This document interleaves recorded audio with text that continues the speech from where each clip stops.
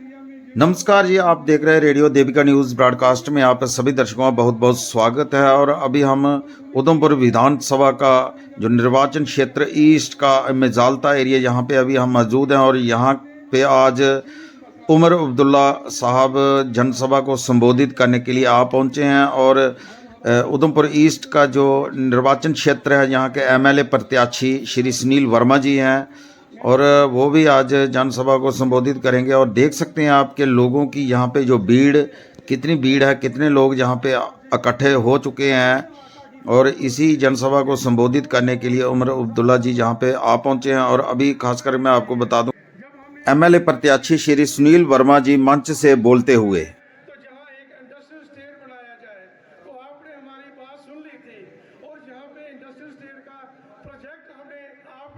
इस हुकूमत ने उन लोगों को नजरअंदाज किया है। तो जनाब, उनमें से बहुत से लोग हैं जो मेंटल हो गए हैं। आपने थोड़ा ध्यान में रखना है कि जब वक्त मिलेगा तो उन लोगों को भी थोड़ा सा हमें वो करना होगा। बाकी जनाब, जहाँ डेली बेसिस आशा वर्कर, आंगनबाड़ी वर्कर, उनको तो सिर्फ डॉक्टर उमर साहब को ये एक आध सीट पे, मैं तो कहूँगा 90 सीटों में शायद ही 4-5 सीटों पे हमारा सीधा मुकाबला बीजेपी के साथ है। लेकिन सबसे ज्यादा अगर बीजेपी का हमला किसी पे होता है तो वो नेशनल कॉन्फ्रेंस पे होता है। जब मंशूर की बात होती है तो नेशनल कॉन्फ्रेंस के मैनिफेस्टो के हवाले से बात होती है।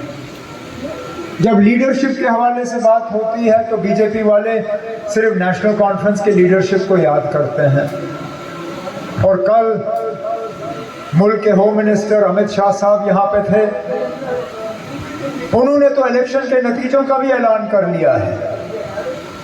इस बात के बावजूद कि अभी भी 40 सीटों पे वोट डालना बाकी है।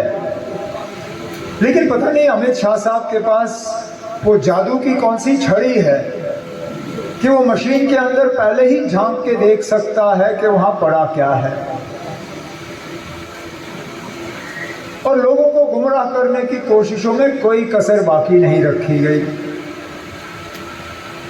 मैं तो अपने बीजेपी के दोस्तों को, साथियों को एक ही मशवरा दूंगा कि हमारी फिक्र वो कम करें और अपनी फिक्र ज्यादा, क्योंकि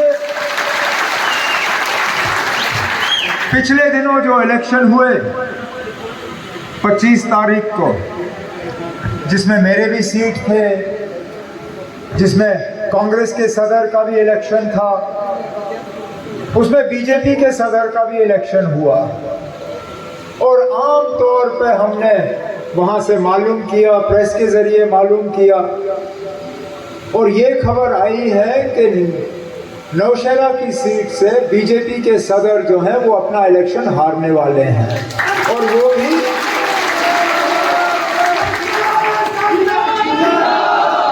वो भी नेशनल कॉन्फ्रेंस के ही मुकाबले। और शायद बीजेपी के सदर के तरफ से इलेक्शन हारना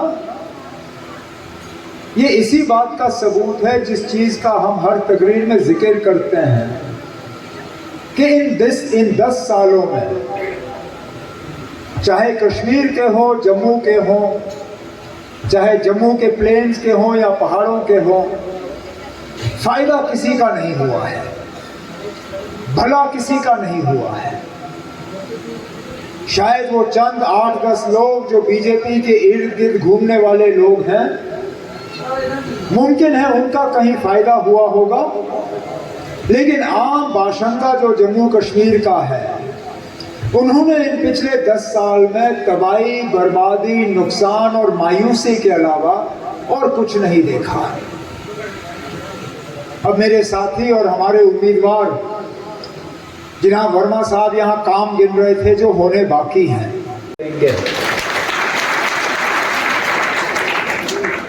तो करिए फैसला ना, आप कर लीजिए फैसला कि आपका आने वाला कल जो है वो आप किसके हाथों बेहतर समझते हो, कहाँ समझते हो कि आपके लिए काम होगा, आपकी नुमाइंदगी होगी, आपके मुतालबे हल होंगे। एक तरफ से वो लोग जो तकसीम और डर के अलावा कुछ नहीं लाते, एक तरफ से हम लोग जो कहते हैं ना, जो महंगाई का असर पड़ा है, जो बेरोज़गारी का असर पड़ा है, जो तरक्याती काम को रोकने का असर आप पे पड़ा है, इन सब चीज़ों का हम इलाज करके जम्मू कश्मीर को वाकई खुशहाली के रास्ते पर लाएंगे। हम जम्मू कश्मीर को दोबारा, और ख़ासकर जम्मू को, जिस तरह हमने 2014 से पहले अपनी हुकूमत के दौरान जम्मू को आतंकवाद से आज़ाद किया था, हम जम्मू को दोबारा आतंकवाद से आज़ाद करके रखेंगे। ये मेरा वादा है आपके साथ। लेकिन आपको भी हमारा हाथ बटाना होगा, आपको भी हमारी मदद करनी होगी, आपको भी इनके साजिशों का मुकाबला करना होगा। अगर कि आप एक बेहतर कल और एक बेहतर मुस्तकबिल चाहते हो तो मेहरबानी करके अलायंस के उम्मीदवार, देखिए ना, कांग्रेस के साथ हाथ मिलाना ये ना कांग्रेस की मजबूरी थी ना हमारी। हम 90 सीटों पे अपने उम्मीदवार खड़े कर सकते थे। कांग्रेस भी चाहती तो 90 के 90 सीटों पे अपने उम्मीदवार खड़े करते, तैयार थे। लेकिन हमने सोच समझ के ये फैसला लिया कि हम एक दूसरे के साथ मिलकर इलेक्शन लड़ेंगे। एक तो हम नहीं चाहते थे, ये चाहते थे कि हम लोगों को दिखाएं कि यहाँ बीजेपी के अलावा भी हुकूमत बनाने की गुंजाइश है, और वो हुकूमत इंशाल्लाह 8 अक्टूबर के बाद नेशनल कॉन्फ्रेंस।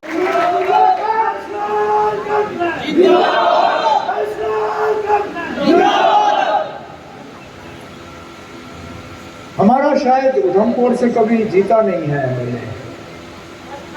कोशिशें हमने बहुत की हैं। एक दो बार हमने सुनील वर्मा जी को तैयार, पूरी कोशिश करनी है। इस बार उम्मीद की जाती है कि सुनील वर्मा जी आपके कीमती वोटों से जो है जीत के आपके एमएलए बनेंगे और तरक्की करेंगे और आपकी नुमाइंदगी करेंगे। आज मैं ज़्यादा और आपका वक्त नहीं लूँगा। मैं जानता हूँ कि बारिश ने थोड़ा सा ये प्रोग्राम हमारा थोड़ा सा ऊपर नीचे किया, लेकिन इसके बावजूद कामयाब करके देखना चाहते हैं। यही जोश, ये जज्बा, इसको आप कायम और दायम रखिए। अब ज़्यादा दिन आपको इंतज़ार करना नहीं है। 1 अक्टूबर को वोट डालने का दिन है। चलिए ना, उम्मीदवार कितने हैं? 9। चलिए ना, मशीन पे कई सारे बटन होंगे, ऊपर के 4 छोड़ दीजिए, नीचे के 4 भूल जाइए। बिल्कुल बीच में इनका बटन है, ढूंढना ज्यादा मुश्किल नहीं होगा। वहां पे हल का निशान होगा। सुनील वर्मा जी का चेहरा भी वहां पे होगा, तो ध्यान से देख लीजिएगा ताकि वहां कोई गलती ना हो। और मेहरबानी करके फिर आप वो 5वां बटन दबा के सुनील को, मुझे, मेरे साथियों को अगले 5 साल के लिए आप अपनी नुमाइंदगी, अपनी खिदमत और आपके मुतालबे हल करने का मौका दे दीजिए। यही आपसे गुजारिश करने आया हूँ। यही उम्मीद, इसी उम्मीद के साथ यहाँ से इजाज़त लूँगा और उम्मीद करता हूँ कि जब अगली बार यहाँ पे आऊँगा तो सुनील के साथ और एक एमएलए के साथ यहाँ पे आके आपसे दोबारा खिताब करूँगा। लेकिन आज इसी चीज़ पर मैं अपनी तकरीर ख़त्म करता हूँ। बहुत बहुत शुक्रिया। जय हिंद, जय जम्मू कश्मीर।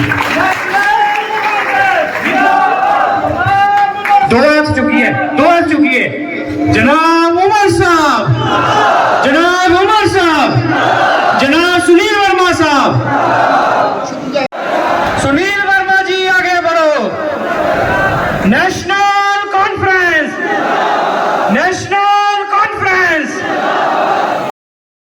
सुनील वर्मा साहब, मोर कुत्ते लानी है। 2 आ चुकी है, मोर कुत्ते लानी है, मोर कुत्ते लानी है। जीतेगा भाई, जीतेगा, जीतेगा भाई, जीतेगा।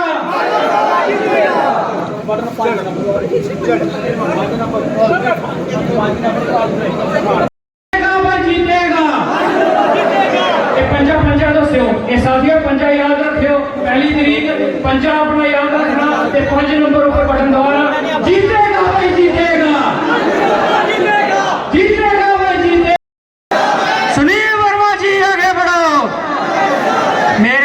साथी गुजारिश है कि रोटी थोड़ी तैयार है, रोटी खाने के बाद अपनी अपनी गड्डियों पर बेहियै जाना तुसें, इ'यां कोई बंदा नहीं जा।